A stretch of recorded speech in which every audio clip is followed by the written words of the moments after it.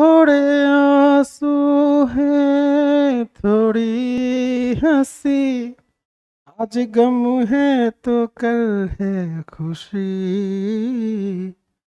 जिंदगी की यही रीत है। क्या बात है, हार के बाद ही जीत है। यस, आप सबका स्वागत है आपके अपने YouTube एंड आपके अपने एग्जाम कोच के एप्लीकेशन पर। इस वाले टाइम पर जो आप क्लास कर रहे हैं, पेड क्लास में हैं आप, सीटेट वाली पेड क्लास में हैं, इंडिविजुअल मैथ्स वाले में भी कुछ लोग हो सकते हैं। पिछली क्लास में हम लोगों ने जितना पढ़ा था ज्यामिति का भाग, वहीं से आगे बढ़ रहे हैं।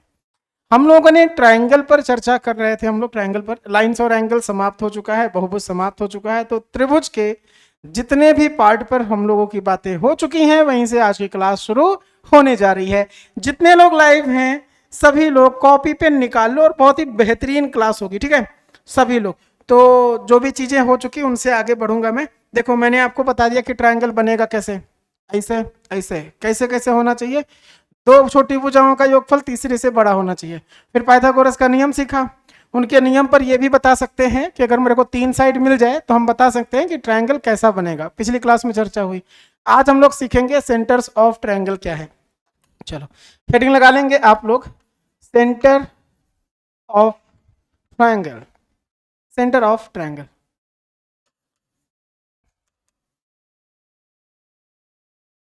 ठीक है, अब सेंटर्स जो होते हैं कौन कौन से होते हैं इस पर आते हैं।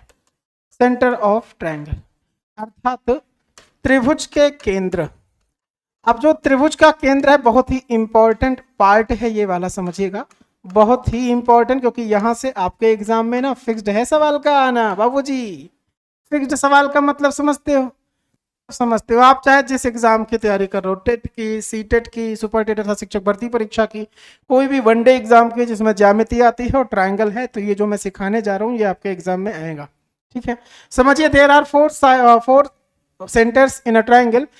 किसी भी त्रिभुज में सदैव चार केंद्र होंगे। ठीक है, कोई भी त्रिभुज हो सेंटर कितने होते हैं, चार, जिनमें से पहले का नाम है लंब केंद्र। ठीक है, लंब केंद्र नाम है। दूसरे का नाम है केंद्रक। तीसरा होगा यहां पर अंतः केंद्र, मीन्स अंतः केंद्र का मतलब है इन सेंटर। ठीक है, और जो लास्ट होगा बाबू भैया वो वाला होगा परिकेंद्र, मतलब कि सरकम सेंटर। तो अगर हम लंब केंद्र के बारे में बात करें, so this is ortho centre. ठीक है, एंड केंद्रक की अंग्रेजी में बात करें तो बोलेंगे इसे सेंट्रॉइड, और जो अंतः केंद्र है अंग्रेजी में इसको इन सेंटर कहेंगे, और जो ये है परिकेंद्र उसको कहा जाएगा सरकम सेंटर। ठीक है, सरकम सेंटर अर्थात बाहरी वाला केंद्र। यहां पर सवाल ये बनेंगे कि आखिर लंब केंद्र किसको बोलते हैं, किन लाइंस के इंटरसेक्टिंग पॉइंट को कहा जाएगा लंब केंद्र, किसको, केंद्रक, अंतः केंद्र, परिकेंद्र। उसके बाद इनके एंगल पर सवाल, उसके बाद इसकी और जो प्रॉपर्टीज हैं उन पर सवाल।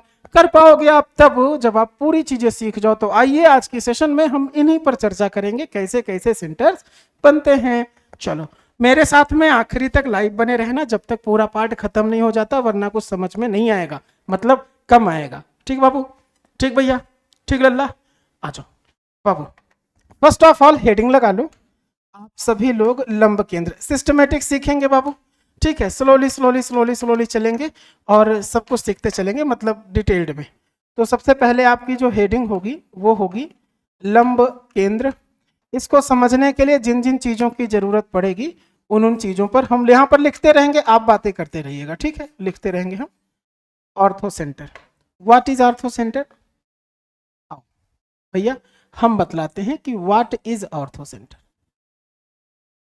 मेरा गम भी इतना पगल ही, देखो लंब केंद्र क्या होता है, इस चीज को समझने के लिए आपको जो ट्रायंगल बनाना होगा वो ऐसा बनाना होगा जो जो जो एक समबाहु त्रिभुज, सॉरी विषम बाहु त्रिभुज के जैसा दिखे, स्केलैन दिखे।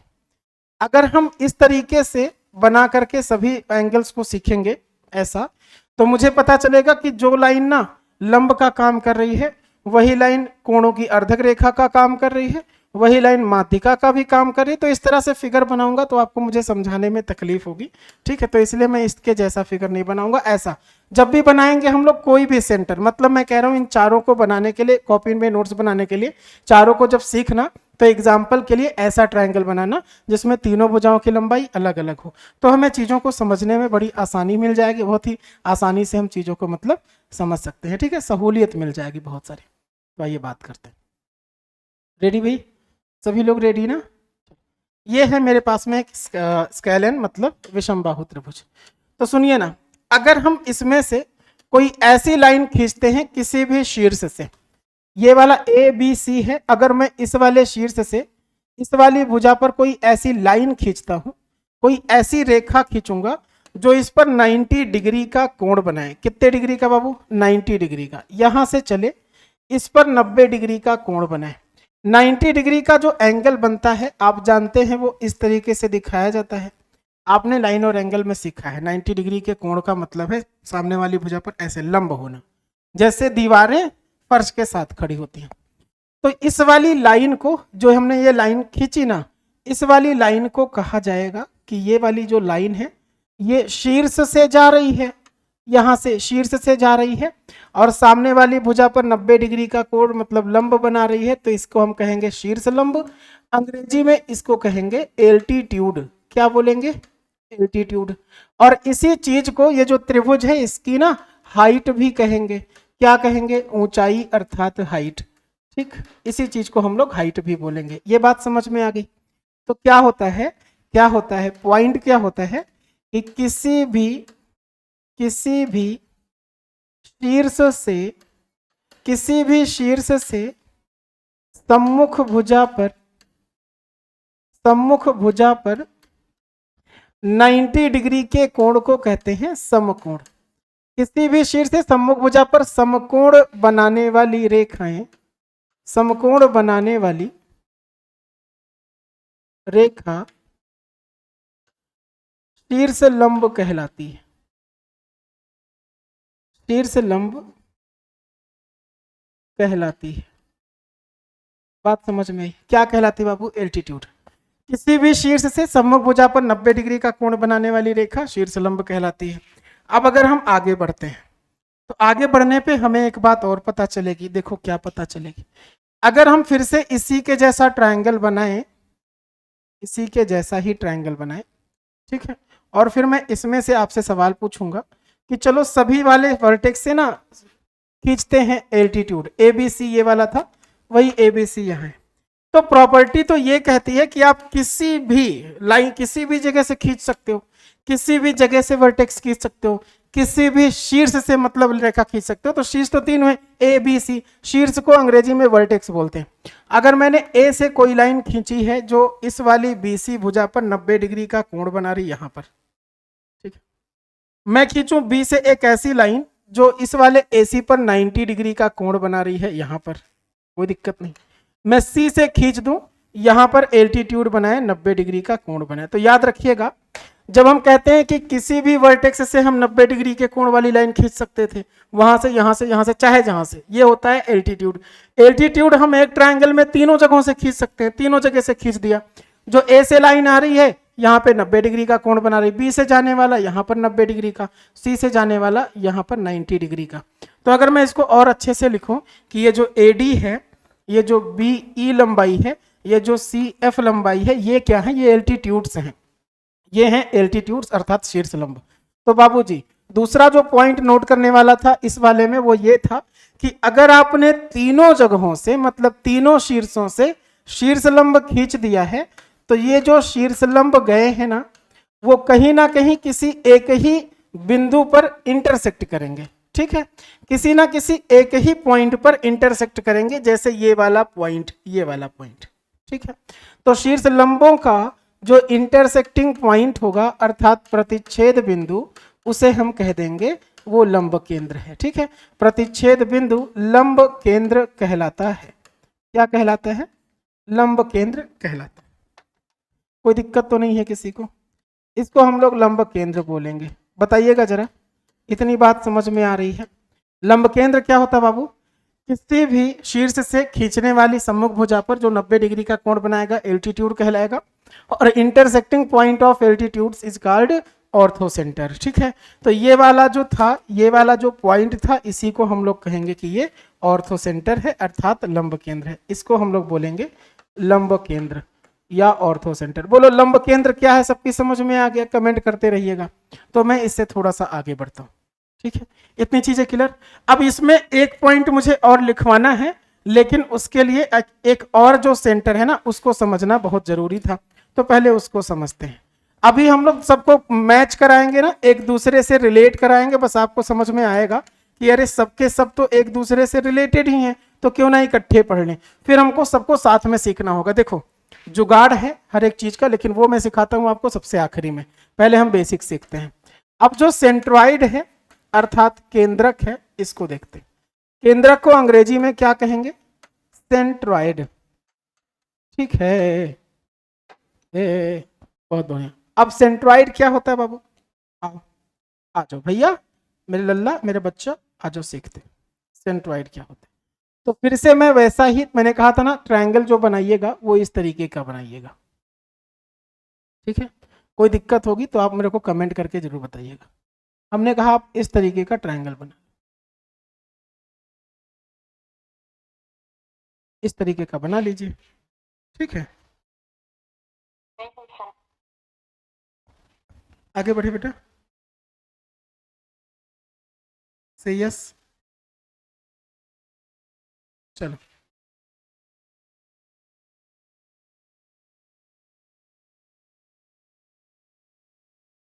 अब देखिए, एक दूसरा ट्रायंगल भी बना लेते हैं इसी में।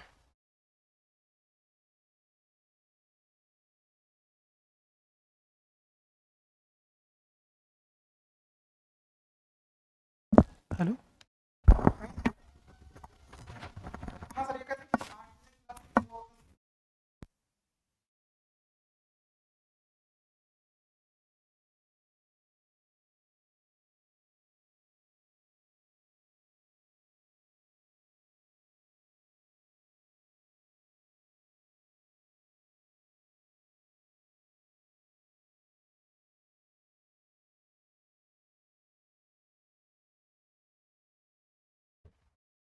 हेलो। ठीक है, तो देखते हैं। अब यहां पर हमने देखा कि अगर हम किसी भी शीर्ष से लाइक ए बी सी, ये वर्टेक्स है, ये भी क्या है? वर्टेक्स। Sorry for disturbance. तो मैं देख रहा हूं कि किसी भी वर्टेक्स से अगर मैं इस पर 90 डिग्री का एंगल बनाता ना, तो वो एल्टीट्यूड कहलाता। बट हम बी सी को मिलाएंगे ऐसी रेखा पर, ऐसे पॉइंट पर जहां पर ये बी सी को ना दो बराबर भाग में बांट दे, जैसे ये रेखा। अब यहां पर मैं क्या कर रहा हूं कि ये पॉइंट मैंने लिया डी, और बी से डी की लंबाई उतनी ही होगी जितनी सी से डी की है, मतलब ये दोनों बराबर हो गए। तो अगर कोई भी लाइन आपने ऐसी खींची है किसी भी वर्टेक्स से जो सामने वाली साइड को दो बराबर भागों में बांट दे, तो उसको हम लोग कहेंगे, उसे कहेंगे मीडियन है वो, अर्थात माध्यिका। ठीक है, इस लाइन को क्या कहेंगे? माध्यिका। इसको एक ही नाम से जानते हैं, मीडियन। इसके पहले वाला एल्टीट्यूड जो था उसको हम लोग हाइट भी कह देते थे। तो यहाँ पर जो समझने वाली बातें आई निकल के, वो ये आती हैं कि पहला पॉइंट नोट कर लीजिएगा, किसी भी वर्टेक्स से, किसी भी शीर्ष हो या वर्टेक्स हो, किसी भी शीर्ष से सम्मुख भुजा को दो बराबर भागों में डिवाइड करने वाली रेखा, दो बराबर भागों में विभाजित करने वाली रेखा, विभाजित करने वाली रेखा माध्यिका कहलाती है। बोलो बात समझ में आ गई है? माध्यिका कहलाती है। क्या कहलाती है? माध्यिका। लेकिन किसको हम लोग बोलेंगे? तो इक्वल पार्ट में डिवाइड करें किसी भी वर्टेक्स से जाए, चाहे ए से, चाहे बी से, चाहे सी से, तो उसे हम क्या कहेंगे? मीडियन। इसके पहले आपने सीखा, यहां पर समझा कि किसी भी वर्टेक्स से कोई ऐसी लाइन हो जो सम्मुख वाले भुजा पर ना, सम्मुख भुजा पर यहां पर क्या बनाएगा? समकोण बने। ठीक है, तो उसको हम लोग कहेंगे एल्टीट्यूड। ठीक, अब दूसरे पॉइंट पर आते हैं कि आखिर किसका इंटरसेक्टिंग पॉइंट लंब केंद्र कहलाता था, तो किसका इंटरसेक्टिंग पॉइंट सेंट्रॉइड कहलाएगा। अगर हमने ए से कोई लाइन खींची जो बीसी को दो बराबर भाग में बांटे, अगर हमने सी से कोई ऐसी लाइन खींची जो इस ए बी वाली लंबाई को ना दो बराबर भाग में बांट दे, ठीक है, और अगर बी से हमने कोई ऐसी लंबाई खींची है जो ए सी को टू इक्वल पार्ट में डिवाइड कर दे, तब समझिए इसका मतलब था कि ये जो लंबाई ए से डी आई, सी से मिलाया एफ पर गया ये वाला पॉइंट, और बी से हमने मिलाया ई को, तो जो ई सी है और ई है बराबर होंगे, जो सी डी है और बी डी बराबर होंगे, जो बी से लेकर एफ की लंबाई है ए से लेकर एफ की लंबाई ये बराबर। तब इन तीनों माध्यिकाओं का जो प्रतिच्छेद बिंदु होगा ना, ये वाला ये कहलाएगा मीडियन, ये कहलाएगा सेंट्रॉइड। तो हम ये कह सकते हैं कि intersecting point of medians is called centroid, ठीक है। या फिर हिंदी में कह सकते हैं माध्यिकाओं का प्रतिच्छेद बिंदु, माध्यिकाओं का जो इंटरसेक्टिंग पॉइंट होगा या प्रतिच्छेद बिंदु होगा वो कहलाएगा केंद्रक, ठीक है, केंद्रक कहलाता। कौनो दिक्कत, कौनो कष्ट, कौनो दुख दर्द होगा तो बताना, ठीक है। तो दो सवाल निपट गए हम लोगों के। पहली बात तो ये दो नहीं, चार निपटे। किसी भी वर्टेक्स से ऐसी रेखा जो सम्मुख भुजा पर 90 का एंगल बनाएगा एल्टीट्यूड कहलाएगा। और अगर वर्टेक्स से ही जाए, शीर्ष से जाए, लेकिन सामने पर एल्टीट्यूड जरूरी नहीं है, जरूरी नहीं बने, हो सकता है, लेकिन सामने वाली भुजा को दो बराबर भाग में बांट दे तो उसे मीडियन कहलाएंगे। कभी कभी ये जो मीडियन है वो 90 डिग्री पर भी आ जाता है, लेकिन फिर वो स्पेशल ट्रायंगल होना चाहिए। जैसे अगर हम एक इक्विलैटरल ट्रायंगल ले लें, जो मैंने शुरू में बताया था कि इसको मत लीजिएगा, तो वर्टेक्स से अगर मिलाओगे ना तो ये क्या करेगा, दो बराबर भाग में बांटेगा भी, इस पर 90 डिग्री का कोण भी बना लेगा, तो वही एल्टीट्यूड हो जाएगा, वही मीडियन हो जाएगा। और अगर ऐसा होने लगता है, तब जब ऐसा होने लगे तीनों वर्टेक्स से सेम, तो क्या हो जाता है कि जो सेंट्रॉइड हो, ऑर्थो सेंटर हो, वो सब एक ही पॉइंट पर मिलने लगते हैं, ठीक है, एक ही, मतलब चारों केंद्र एक ही बिंदु पर स्थित हो जाते हैं। अभी इतनी बातें समझ में आ गई, कोई दिक्कत नहीं, ये बात समझ में आ गई। तो जिस चीज के लिए हमने यहाँ पर जगह छोड़ी थी, यहाँ पर जगह छोड़ी थी, अच्छा इसमें आ नहीं पाएगा, तो उसको हम लोग क्या करते हैं, नेक्स्ट पेज पर समझते हैं। देखो मैंने आपको बताया कि ट्रायंगल तीन टाइप का होगा। तीन टाइप में कौन कौन सा टाइप है? एक टाइप है ये वाला, बात समझिए, इसको क्या बोलते हैं हम लोग, इसको बोलते हैं राइट एंगल ट्रायंगल, ठीक ना। एक होता है एक्यूट एंगल ट्रायंगल, एक होता है ऑब्ट्यूस एंगल ट्रायंगल। बोलो, तीन ट्रायंगल होते हैं ना, तीन होते। अब हम कह रहे हैं कि मुझे इसमें क्या बनाना है, हम कह रहे हैं कि मुझे इसमें बनाना है ऑर्थो सेंटर, मतलब लंब केंद्र। तो अगर हम बात कर रहे हैं लंब केंद्र की, तो उसकी कुछ प्रॉपर्टीज के बारे में हमें यहाँ पर लिखना है कि जो लंब केंद्र है, ये वाला लंब केंद्र जो है, ये किस वाले ट्रायंगल में कहां पर होगा, ये सीखना है, ये समझना है, ठीक है। बात किसके बारे में हो रही, ऑर्थो सेंटर की। तो आपने एक बात पढ़ी ना, ऑर्थो सेंटर के लिए कौन सी लाइन आप खींचेंगे, बताइए जरा। ऑर्थो सेंटर के लिए लाइन कौन सी खींचोगे, बताएं जरा। ऑर्थो सेंटर के लिए हम वर्टेक्स से सम्मुख भुजा पर 90 का एंगल बनाएंगे। आज बनाते हैं। अगर हम इस वाले से, जिसको हमने नाम दिया, इसको हमने नाम दिया ये ए बी सी है, यू भी ए बी सी है, यू वाला भी ए बी सी है, हमें इंटरसेक्टिंग पॉइंट लेना है। अच्छा आ जाओ। तो ए से अगर हमने किया, ये लाइन खींची, तो भाई साहब इस पर 90 डिग्री का कोण बना रही, बहुत बढ़िया, इस पर बना दिया इसने। बी से खींच दिया, इसको 90 डिग्री के कोण पर मिल गया, ये सी से बना दिया, इस पर 90 डिग्री का कोण। तो ये जो है ना, ये एक्यूट एंगल ट्रायंगल था, ठीक है। एक्यूट एंगल ट्रायंगल मतलब क्या होता है, ये है न्यून कोण त्रिभुज। हमें देखना है कि किस वाले त्रिभुज में कौन सा सेंटर कहां पर होगा, ये समझना था। न्यून कोण त्रिभुज हो गया, इधर आ जाओ। इसे क्या बोलेंगे बाबूजी, समकोण त्रिभुज। लेकिन समझिए, अगर एल्टीट्यूड आप एक से बनाओ, ए से, और कोई ऐसी लाइन आप खींचना चाहते हो, कोई ऐसी लाइन खींचना चाहते हो जो सामने वाली भुजा पर 90 डिग्री का कोण बनाए, तो बाबू मुझे बताना कि अगर हम ए से लेकर के सी से इधर कहीं पर भी आ रहे हैं तो 90 डिग्री का कोण नहीं दिख रहा, नहीं दिख रहा, नहीं दिख रहा, तब दिखेगा जब ये वाली लाइन कहां से गुजरेगी, बी से। बात समझ में आई, बी से, तभी तो ये 90 डिग्री का कोण बनाएगा यहाँ पर। और आप जानते हैं कि समकोण त्रिभुज में इसी को तो हम लंब बोलते हैं, वही शीर्ष लंब का काम कर रही है, ठीक है। हम अगर सी से कोई ऐसी लाइन गुजारें जो सामने वाली भुजा पर 90 डिग्री का कोण बनाए, तो यहाँ कहीं 90 का बनेगा नहीं, ये ज्यादा या कम दिख रहा है, ज्यादा या कम दिख रहा है, ये जाएगा एग्जैक्ट यहाँ से, तब 90 डिग्री का कोण बनेगा 90 का। और अगर हम बी वाले वर्टेक्स से कोई ऐसी लाइन खींचते हैं जो इस पर 90 का एंगल बनाए, तो दिखा हमें ऐसे लाइन गुजरी। ठीक है, बात समझ में आई? कैसे गुजर गई? इस तरीके से लाइन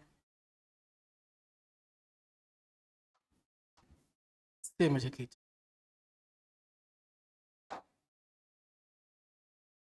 ऐसे लाइन गुजर गई। ठीक है, अब ये 90 डिग्री का एंगल यहां पर बना रहा, कोई दिक्कत?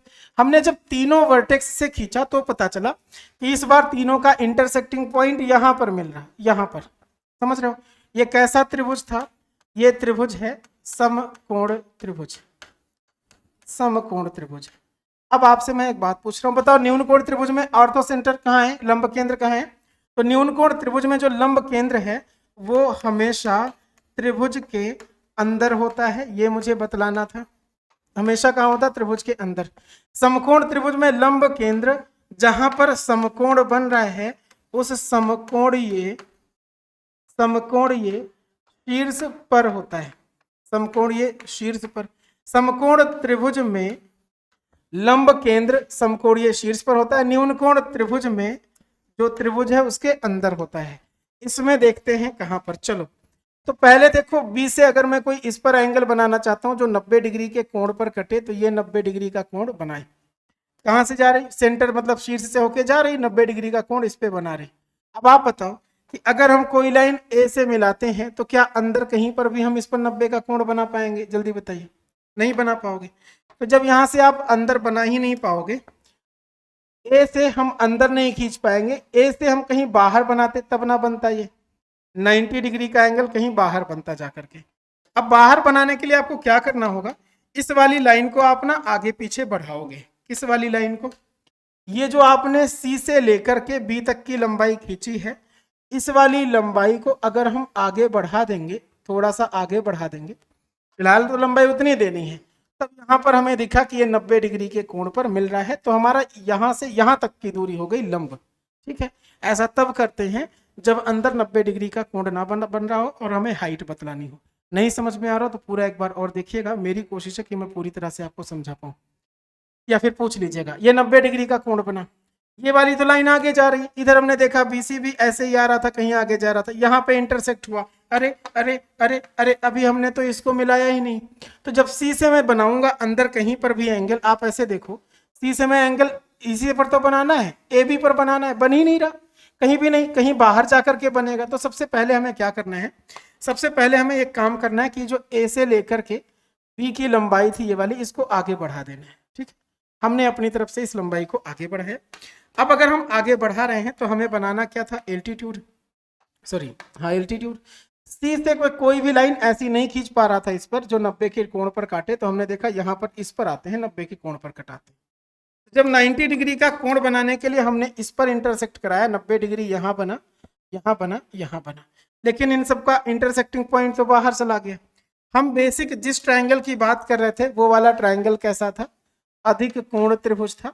और इस त्रिभुज में हमें दिखा कि जो इस कोण में, इस अधिक कोण त्रिभुज में हमें जो दिखा लंब केंद्र, वो दिख रहा है त्रिभुज के बाहर। कहाँ दिख रहा है? त्रिभुज के बाहर।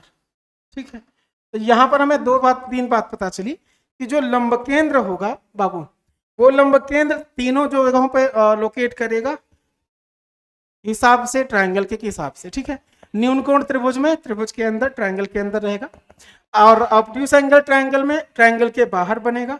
राइट एंगल ट्रायंगल में कहां पर होगा बाबू? जहां पर समकोण बन रहा होगा ना, वहां पर। बात समझ में आ गई?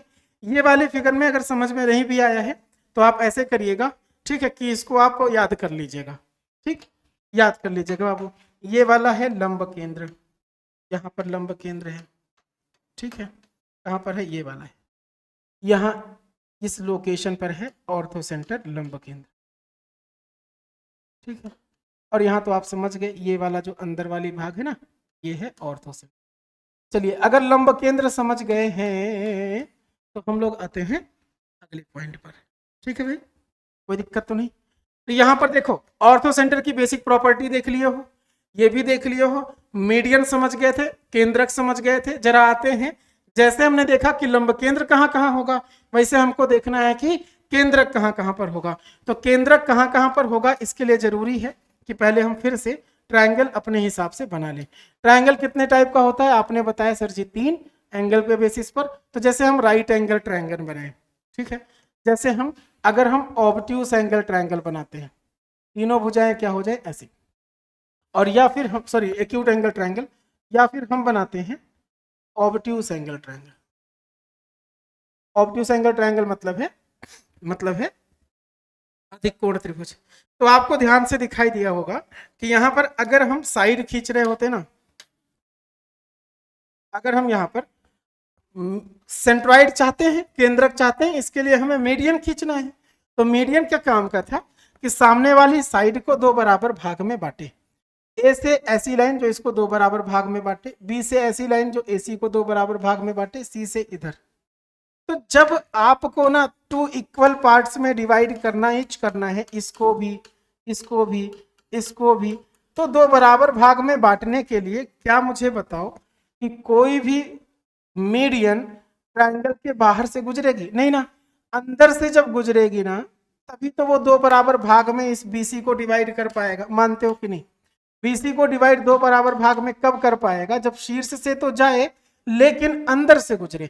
अब जैसे एसी को 2 बराबर भाग में बांटना है तो बी से जाएगा तो अंदर से ही तो गुजरेगा। ऐसे सी से डिवाइड कराओगे इसको 2 बराबर भाग में डिवाइड करने के लिए, इंटीरियर अंदर से ही माध्यिका गुजरेगी। यहां पर बात करें ए बी सी, तो ए से माध्यिका जब इधर से गुजारोगे तभी ना 2 बराबर भाग में बटेगा, बी से 2 बराबर भाग में बटेगा, इधर मैं देख रहा हूं सी से 2 इक्वल पार्ट में डिवाइड होगा। ये हो गया ऑर्थो सेंटर, सॉरी केंद्रक। इसका मतलब ये था कि जो केंद्रक होता है, केंद्रक अर्थात जो सेंट्रॉइड होता है, सेंट्रॉइड, वो वाला सेंट्रॉइड एक्यूट एंगल ट्रायंगल में न्यून कोण त्रिभुज में, या मैं लिख देता हूं इतनी बात, केंद्रक सदैव त्रिभुज के अंदर होता है। ये बात समझ में आ गई, तो ज्यादा लिखना नहीं पड़ेगा। जो सेंट्रॉइड है वो ऑलवेज हमेशा ट्रायंगल के कहां पर होगा? अंदर। लोकेशन कौन कौन बदलेंगे? लोकेशन बदलेंगे आपके कौन कौन से?